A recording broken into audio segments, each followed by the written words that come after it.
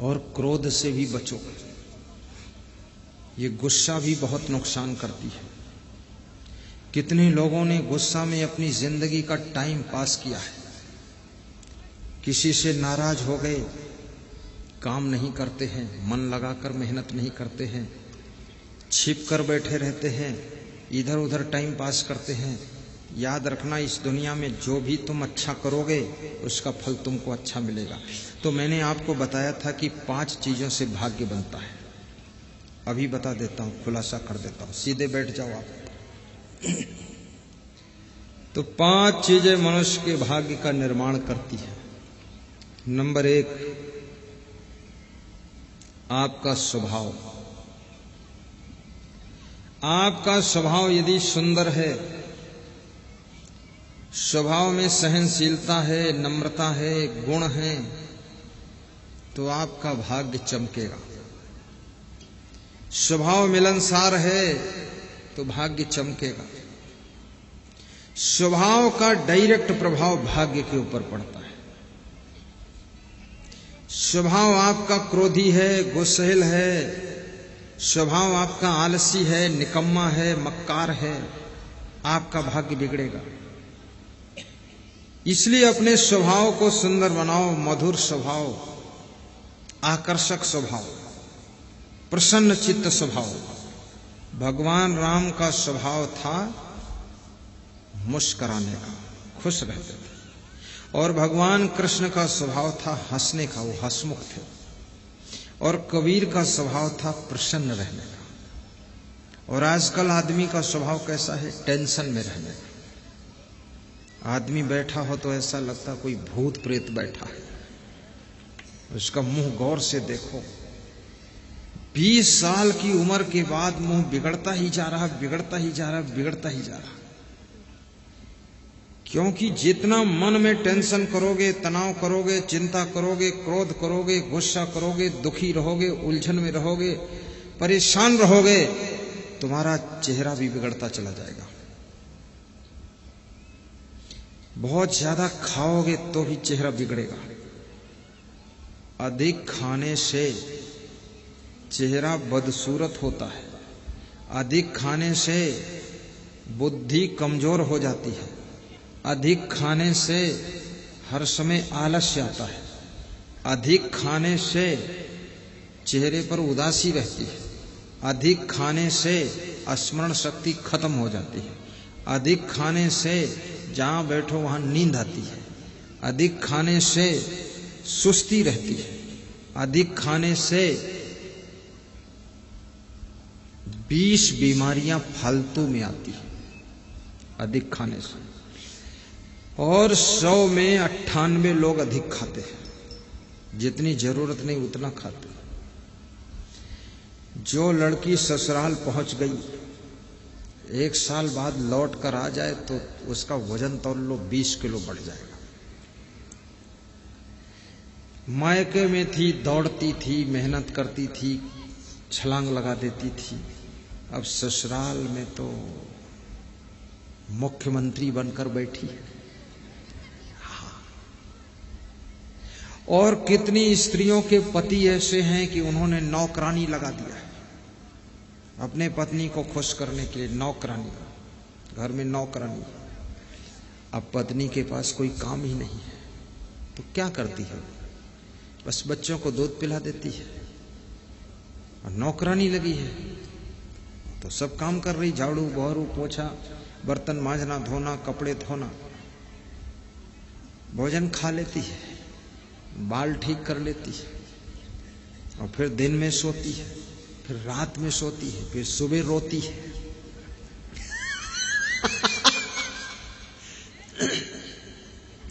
हर समय बीमार रहती है।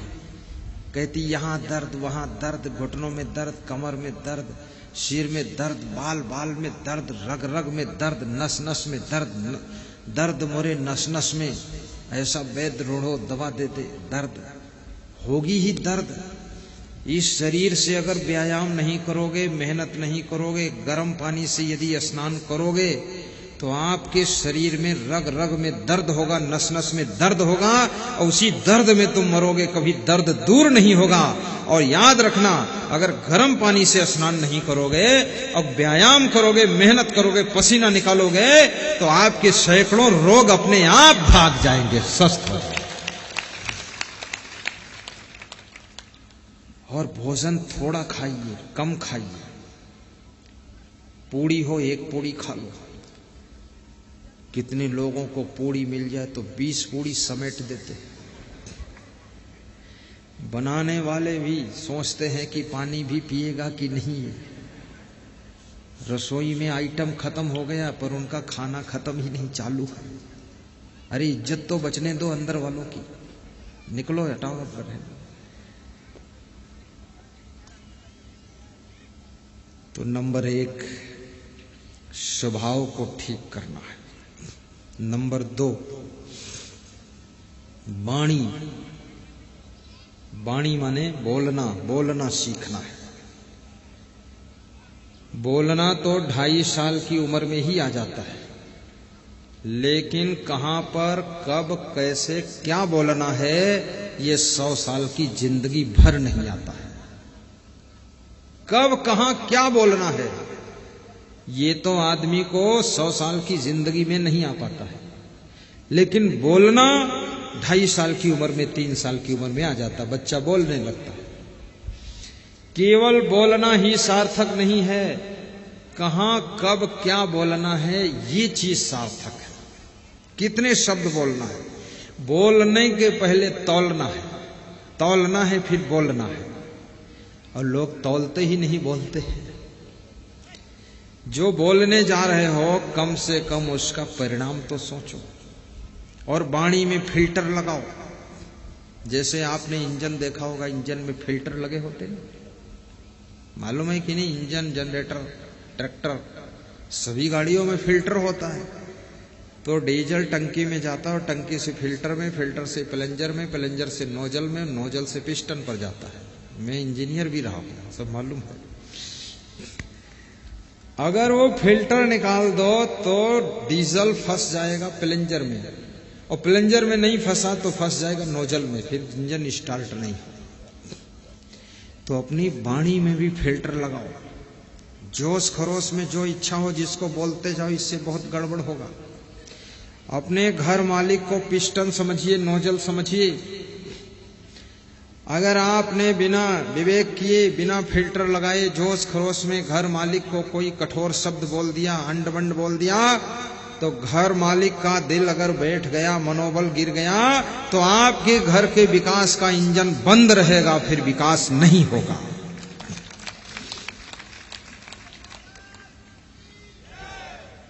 इसलिए उसके विकास के लिए फिल्टर में जैसे तेल छान कर आगे भेजा जाता है, ऐसे अपनी वाणी को छान लीजिए। जोश में मत बोलिए।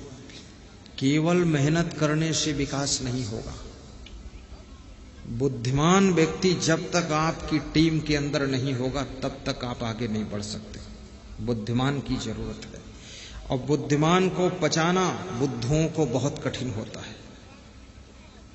जितना बुद्धू होगा वो बुद्धिमान से भी ईर्ष्या करेगा, द्वेष करेगा। बुद्धिमान आदमी को अगर आश्रम में तुम्हारे जो बुद्धिमान व्यक्ति है उसके मनोबल को बढ़ाने के लिए फिल्टर लगाकर वाणी तुमने बोला है तो आश्रम का विकास होगा। घर में जो बुद्धिमान है उसको अगर आपने ऊपर उठाने के लिए, उसके मनोबल को बढ़ाने के लिए अपने फिल्टर लगाकर बात कर रहे हो, उसकी प्रशंसा कर रहे हो, तो वह व्यक्ति आपके घर के विकास के दरवाजे खोल देगा।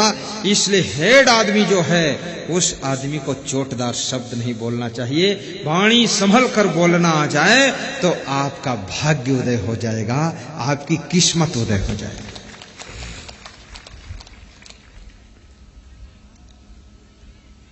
दूसरी चीज है वाणी, और तीसरी चीज क्या है? बोलने की कला सीखो। वाणी, किससे कैसे बोलना है, कब कितना बोलना है, कब चुप रहना है, ये सब चीजें बड़ी तौल की है। कब मुस्कुराना है, कब शांत रहना है, कब हंसना है, कब बिल्कुल मौन रहना है, कहाँ पर भाषण देना है, कहाँ पर नहीं बोलना है। जैसे अभी व्यास गादी पर आकर के कोई आधा घंटे भाषण शुरू कर दे तो ये पब्लिक सब भाग जाएगी, क्योंकि यहां लोग लक्ष्य बनाकर आए हैं कि सत्संग सुनना है। लोग आए थे बाजार में टमाटर खरीदने, तुम भाटा बेच रहे हो, कौन लेगा भाटा? तो उनकी मानसिकता को भी पढ़िए कि लोग हमारी बात को कितना सुनना चाहते हैं। जितना सुनना चाहते उतना ही सुनाओगे तो तुम धन्यवाद पाओगे, और उससे ज्यादा सुनाओगे तो वाद विवाद पाओगे, और जितना सुनना चाहते उससे कम सुनाओगे तो आशीर्वाद पाओगे, और बहुत बोलते रहोगे तो पागलपन की उपाधि पाओगे। लोग कहेंगे पागल है, माइंड क्रेक है, अगर माइक पकड़ लिया तो छोड़ेगा नहीं। बोलने में कला है। पति से कैसे बोलना है। मैं एक सेठ के घर निवास था, तो सेठ का लड़का आया और सेठ के लड़के से पूछा, सेठ ने, कि ग्वालियर में काम चल रहा था रेलवे का, उसमें 50 लाख का नुकसान कैसे हुआ सेठ जी? तो उनका लड़का हकलाता था, बोले पापा पापा पापा हम तो यहाँ बैठे रहे, वहां नुकसान हो गया। बोले सेठ जी स्नान हो गई? बोले अभी नहीं, जाओ स्नान करो सेठ जी और भोजन करो फिर आना। अपने लड़के से ऐसे कह दिया। फिर उनका मैनेजर आया तो मैनेजर से कहा कि ये जो 10-20 लाख का नुकसान हुआ है, इसमें 1% नुकसान तुमको भरना पड़ेगा। क्यों नुकसान किया तुमने? लापरवाही बरती। और उसको डांटा और ऐसे हाथ उठाया थप्पड़ मारने के लिए। तो मैंने कहा सेठ जी, आपका बेटा खुद वहां था, तो बेटे को आपने कहा कि स्नान किया कि नहीं किया, जाओ स्नान करो भोजन करो, बस इतना ही कह दिया, और ये मैनेजर को थोड़ा डांटा और थप्पड़ उठाया। बोले गुरुदेव, बेटा है और ये नौकर है, दोनों में अंतर है। नुकसान तो बेटे की गलती से ही ज्यादा हुआ है, वो खुद था और नुकसान हो गया, लेकिन बेटा नहीं खोया जा सकता है, मैनेजर खोया जा सकता है। इसलिए संभल कर बोलना पड़ेगा, नहीं तो बहुत ज्यादा नुकसान होगा। बेटे से कैसे बोलना है, बाप से कैसे बोलना है, माँ से कैसे बात करनी है, माँ के सामने कैसे बैठना है, वाइफ से कैसे बात करनी, वाइफ के सामने कैसे बैठना है, कैसे रहना है, ये सब सीखो। कितने लोग पति बन गए, उनको बैठने उठने का भी पता नहीं है, और पति बन गए। और पति बनने में कोई डिग्री लगती ही नहीं है। कितना बेवकूफ आदमी हो, बहुत जल्दी पति बन जाएगा। पति पत्नी गृहस्थों की कोई ट्रेनिंग सेंटर है ही नहीं, बिना ट्रेनिंग के सब गृहस्थ बन जाते, इसीलिए तो इसमें उलझन ज्यादा है। ट्रेनिंग लो पहले कि पति का धर्म क्या है, पति का कर्तव्य क्या है, पति को कैसे होना चाहिए, पत्नी को कैसे होना चाहिए, पत्नी का धर्म व्यवहार क्या है, पति के प्रति उसका कर्तव्य क्या है। ये सारी चीजें सीख करके जब गृहस्थी में प्रवेश करोगे, तब आपको गृहस्थी इतनी उलझन नहीं बनेगी जितनी उलझन लोगों ने बना रखा है। पति की मर्यादा भी रखो, पत्नी का आदर भी रखो, अपने सीमा में रहो, मर्यादा में रहो, पत्नी का भी महत्व समझो। अकेले पति से गृहस्थी नहीं चलती है, साथ में पत्नी का भी सहयोग होता है। दोनों मिलजुल करके रहो, दोनों एक ही गीत गाओ, अलग अलग गाना मत गाओ। पत्नी कहती है साड़ी लाओ, पति कहता गाड़ी लाओ, बेटा कहता लाड़ी लाओ, और सासू बोल रही पानी लाओ। अब क्या लाओ? थोड़ा सलाह कर लो क्या करना है घर में। तो जिन्होंने अपने बोलने का ढंग सुधारा, उनका भाग्य खुलता है। तीसरी चीज भाग्य को बदलने वाली, गौर से समझना, तीसरी चीज है आपका चरित्र। चरित्र यदि आपका अच्छा है तो आप किसी फील्ड में हो आगे बढ़ो। बेदाग चरित्र होना चाहिए, आपके चरित्र के ऊपर दाग न लगने पाए, संभाल कर लो। क्योंकि याद रखना, धन खो जाएगा फिर मिल जाएगा, पद खो जाएगा पुनः मिल जाएगा, जमीन खो जाएगी फिर खरीद ली जाएगी, गाड़ी चोरी जाएगी शोरूम से नई आ जाएगी, लेकिन आपका चरित्र खो जाएगा तो वो कहीं दुकान पर फिर नहीं मिलने वाला है। इसलिए चरित्र को संभाल कर रखो। और जो चरित्रवान हैं उनके चित्र का सम्मान कीजिए। आपके घर में चरित्रवान के चित्र लगना चाहिए। आजकल लोगों के घरों में चरित्रहीन लोगों के चित्र लगे हैं, हीरो हीरोइन के चित्र हैं, जो पूरा चरित्र का कोई ठिकाना ही नहीं है। वीरों के चित्र लगाओ, हीरो के नहीं, वीरों। महारानी लक्ष्मीबाई का चित्र लगाओ, महाराणा प्रताप का चित्र लगाओ, देशभक्तों का चित्र अपने घर में लगाइए। चंद्रशेखर आजाद का चित्र लगाइए, भगत सिंह का लगाइए, बटुकेश्वर दत्त का लगाइए। और चित्र लगाना है तो महान संतों का चित्र लगाइए, अपने माँ बाप का चित्र लगाइए, अपने पति का लगाइए, अपनी पत्नी का लगाइए। ये दूसरे का चित्र, जिनका चरित्र खो चुका है, उनके चित्र का दर्शन करने से तुम्हारे चरित्र पर बुरा असर पड़ता है। और चरित्रवान के चित्र को देख करके आपका चरित्र भी मजबूत बनता है। इसलिए चरित्रवान का चित्र लगाकर उसकी पूजा करना चाहिए।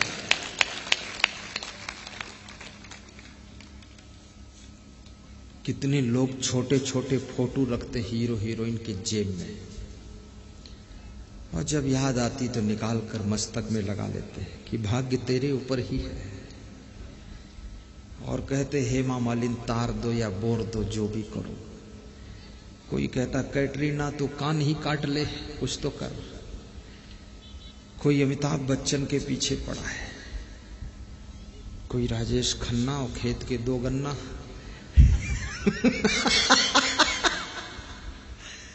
क्या लफड़ा लोग बना रखे। और ये तो हीरो हीरोइन, इनकी एक्टिंग है, ये तो पैसा कमाने का इनका धंधा है। बस इधर हाथ फेंकते उधर हाथ फेंकते, कमर हिलाते टांग हिलाते, और है क्या इसमें? कुछ भी नहीं है, कुछ भी नहीं है। ये कोई साथ देने वाले नहीं है। जिंदगी आपको अपनी ताकत से जीना पड़ेगा और आपको अपने भाग्य को ही भोगना पड़ेगा। इसलिए इनके चक्कर में पड़ करके अपने चरित्र को बर्बाद मत कीजिए। आप चरित्रवान बनिए। आपके पास में न जाने कितने हीरो हीरोइन नतमस्तक करने आ जाएंगे, और वो भी शांति आपसे लेने के लिए आएंगे। बहुत से हीरो हीरोइन भी प्रवचन सुनते हैं, मेरे पास फोन भी आता है उनका, गुरुदेव मैं भी आपका प्रवचन सुनता हूं। मैंने कहा तो आपकी एक्टिंग तो पूरी दुनिया देखती है और तुम मेरा प्रवचन सुनते हो? तो बोले दुनिया बेवकूफ है। तो हमने कहा तुम? बोले हम होशियार आदमी इसलिए प्रवचन सुनते हैं। उनको भी शांति चाहिए। सत्संग शांति देता है, प्रवचन शांति देता है, कथा व्यथा को दूर करती है, बाकी कोई तुम्हारी तकलीफ को दूर करने वाला नहीं है। तो तीसरी चीज है तुम्हारा चरित्र। चरित्र उत्तम होना चाहिए, चरित्र ईमानदारी का भी हो। और चौथी चीज देखना, बहुत अच्छी बात बताने, ये जितनी चीजें इनमें कोई पैसा खर्च नहीं होगा, फ्री में कंप्लीट होती है और इनसे सब कुछ मिलता। फिर पैसा भी मिलेगा, पद भी मिलेगा, सम्मान भी मिलेगा, आदर भी मिलेगा, सत्कार भी मिलेगा, नमस्कार भी मिलेगा, सब कुछ मिलेगा, दौलत भी मिलेगी, वैभव मिलेगा, सब चीज होगी आपके पास में, अधिकार होगा, पावर होगा। चौथी चीज है आपका कर्म।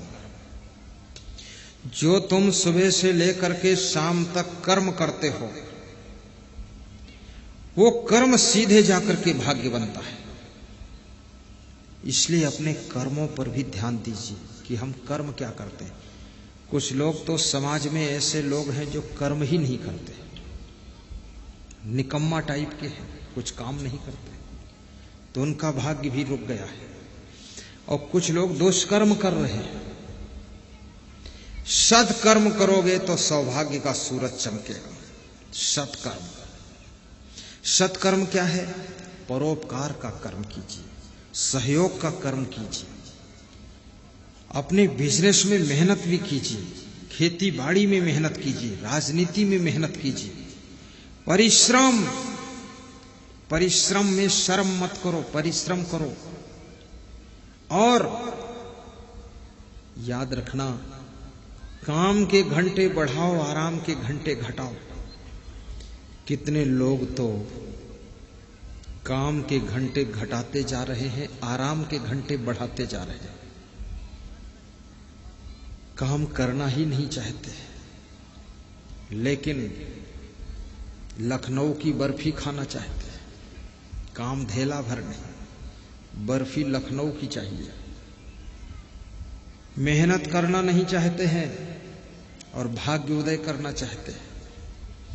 कुछ काम करो, कुछ काम करो, जग में रहकर कुछ नाम करो, आलसी मत बनो। नर हो न निराश करो मन को, कुछ काम करो, कुछ काम करो, कुछ काम करो, कुछ काम करो। नर हो न निराश करो मन को, नर हो न निराश करो मन को। कुछ काम करो, कुछ काम करो, जग में रह कर कुछ नाम करो, जग में रह कर कुछ नाम करो। कर्म कौन कर सकता है? जिसके अंदर सम्मान की प्यास नहीं है,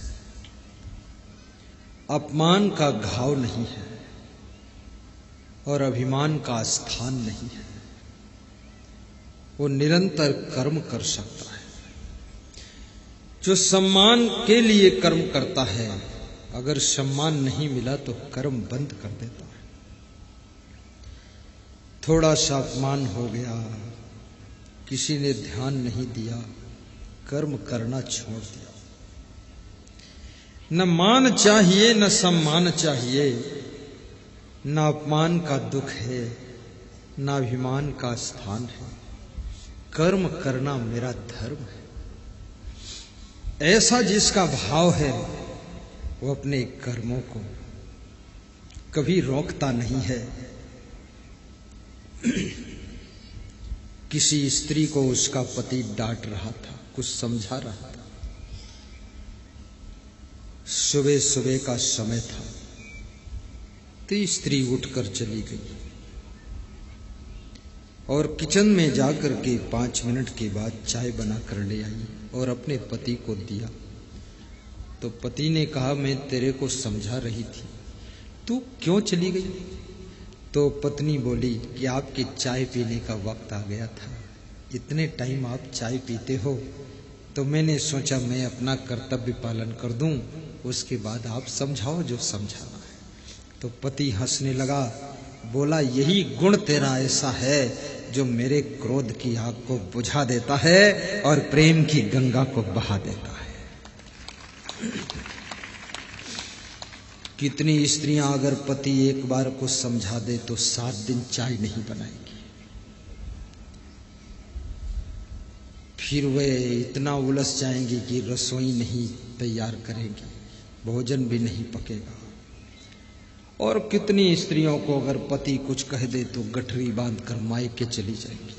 बस छुट्टी हर हर गंगे, जा रही नर्मदा देवी। अरे सहन शक्ति भी रखो, गम खाने की क्षमता भी रखो। तुमको यदि तुम्हारा पति डांट रहा है, यदि पत्नी तुमको समझा रही है, पत्नी डांट रही है, पिताजी डांट रहे, माँ डांट रही, सासू डांट रही है, तुम्हारा गुरु डांट रहा, गुरु भाई डांट रहा, तुम्हारा भाई डांट रहा, समझा रहा है, कोई तुमको समझाता है तो वो तुमको बहुत अच्छा बनाना चाहता है इसलिए समझाता है, और जो तुमको डांटता है वो अपने से भी तुमको महान बनाना चाहता है इसलिए डांटता है। नहीं तो डांटने की फुर्सत किसके पास है? कौन किसको डांटेगा? डांटने वालों को धन्यवाद दीजिए कि आपने हमको ज्यादा ध्यान दिया। और जिन्होंने ज्यादा डांट खाई है वही ज्यादा ऊंचे उठे हैं, और जो डांट किसी की नहीं लगी है बेहद खराब हो गई है। जिस लोहे पर लोहार का हथौड़ा लग जाता है वही लोहा कुदाल और फावड़ा बन जाता है, और जिस लोहे पर लोहार का हथौड़ा नहीं लगता वो लोहा लोहा बनकर ही जंग खाता रहता, मूर्छा खाता रहता, पड़ा रहता है। और जिस सोने के ऊपर हथौड़ी लगती है सुनार की, वो सोना गले का हार बन जाता है। और जो सोना सुनार के हाथ में ही नहीं जाना चाहता है वो सोना सोना बन करके मिट्टी में मिल जाता है। याद रखना भाइयों बहनों, सोना जब आग से गुजर जाता है तो कंचन कहलाता है, और सोना जो आग से नहीं गुजरता केवल सोना कहलाता है। अगर तुमने माँ बाप की डांट फटकार, सास ससुर की डांट फटकार को स्वीकार कर लिया तो तुम कंचन बन जाओगे, महान बन जाओगे। लेकिन माँ बाप को भी इस बात को समझना है कि डांटने की आदत भी मत बना लेना। कितने माँ बापों की तो आदत हो गई, तो कोई डांटने के लिए जब नहीं मिलेगा तो भैंस को डांटेंगे, साइकिल को डांटेंगे, फिर फसल को डांटेंगे, पेड़ पौधों को डांटेंगे, बादलों को गाली देंगे। आदत भी मत बनाना डांटने की।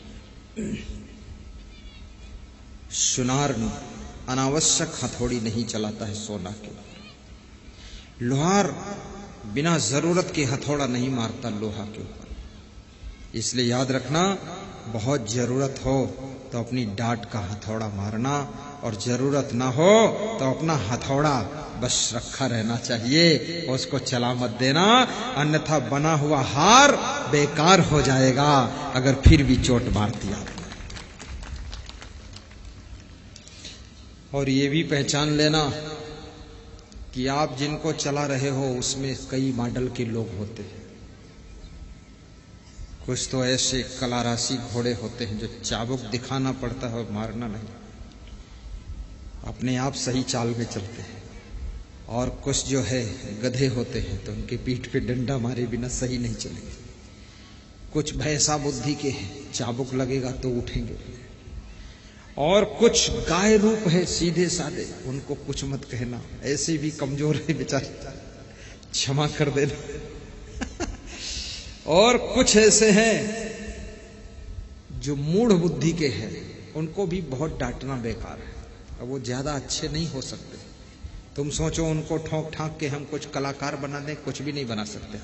वो जैसे हैं वैसे पड़े रहने दो, जिंदगी जी लेने दो, अन्यथा जहर खाकर मर जाएंगे, खाम बर्बाद हो जाएंगे। जीने दो। तो किसको डांटना है, कब डांटना है, कितना डांटना है, किसको नहीं डांटना है, किसको नहीं बोलना है, किससे बात नहीं करनी है, इस बात का भी तालमेल बिठाइए और आंकड़ा भिड़ाइए। और उसके बाद कहते हैं ढोल बजाने के लिए आदमी को ताड़ना चाहिए। ताड़ना मतलब, ताड़ने का मतलब है अनुमान लगा लेना, समझ लेना। ताड़ने का अर्थ ये होता है कि ढोल कमजोर है कि मजबूत है। अगर ढोल में तुमने जोर से हाथ मार दिया ढोल फूट जाएगी, इसलिए ढोल को ताड़ लो, कितनी जोर से थपाक मारनी है, तभी ढोल से संगीत पैदा होगा, नहीं तो ढोल तो पोल हो जाएगी। ऐसे सारी दुनिया के लोग ढोल है, इसको ताड़ लो, कितनी चोट किस पे लगानी है, तब उसके द्वारा विकास का काम कर सकते हैं आप। पांचवी चीज मनुष्य के भाग्य को कौन उदय करता है, पांचवी चीज और बता देता हूं। एक और चीज है, चुपके से बता देता हूं। चार बातें तो बता दी आपको। एक तो स्वभाव, दूसरा चरित्र, तीसरी वाणी, चौथा कर्म, और पांचवा एक चीज और है। वो क्या है? वो क्या है? वो पांचवी चीज है, आपको जो प्रकृति ने दिया है, फ्री में दिया है, पैसा नहीं लिया है, जो भी शक्ति दिया है, युक्ति दिया है, बुद्धि दिया है, जवानी दिया है, वो सब ताकत का सदुपयोग करना और पूरा पूरा यूज करना, उसको व्यर्थ न खोना, अनर्थ में न खर्च करना, उसको सही अर्थ में खर्च करना। इससे तुम्हारा भाग्य हीरा जैसा चमकेगा। जैसे आपको जवानी मिली, आपको वाणी मिली, आपको बुद्धि मिली, बुद्धि की शक्ति, जवानी की शक्ति, वाणी की शक्ति, ये सब आपको मिला है। इस शक्ति का सदुपयोग करना, सदुपयोग पूरा पूरा प्रयोग करना, निचोड़ के प्रयोग कर लेना। जो अपनी जवानी का सही उपयोग करता है वो राम बन जाता है, जो जवानी का दुरुपयोग करता है वो रावण बन जाता है। जो जवानी का सही प्रयोग करता है वो मीराबाई और शिवरी माता कहलाती है, सीता जी कहलाती है। और जो सही सदुपयोग नहीं करता है, दुरुपयोग करता है जवानी का, वही सुपर्णखा कहलाता है, वही सुपर्णखा कहलाती है।